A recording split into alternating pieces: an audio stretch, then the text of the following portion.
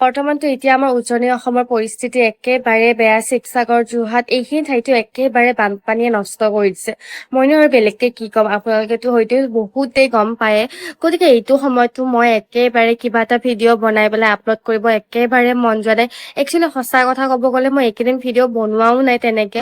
ইফালে আকৌ মই বানপীড়িত লোকসকলৰ বাবে অনলাইন যোগেদি নিজৰ সামৰ্থ্য অনুসৰি অলপ হ'লেও সহায় কৰিছো। সেইকাৰণে মনটো অলপ হ'লেও ভাল লাগিছে।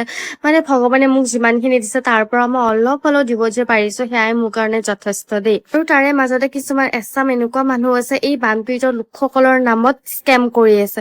মানে চিৰিয়াছলি, মানে এইটো সময়তো আমি তেওঁলোকক আমাৰ ফালৰ পৰা অকমান দি পেলাই হ'লেও সহায় কৰিব লাগে নে সিহঁতৰ নামত আমি টকা ঘটিব লাগে?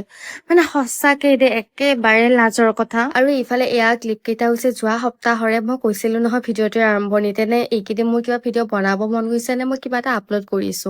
গতিকে এয়া যোৱা সপ্তাহৰ ক্লিপ মই আজি আপলোড কৰি আছো। আৰু ইফালেতো মই আপোনালোকক আচল কথাটো কোৱা হোৱাই নাই। একচুৱেলি মই যোৱা সপ্তাহতে হাউলিলৈ আহিছিলো আৰু যিহেতু ঘৰৰ পৰা একো এটা খাই অহা নাছিলো, গতিকে এয়া বাটতে ৰৈ পেলাই প্ৰথমে পেটটো পূজা কৰি ললো।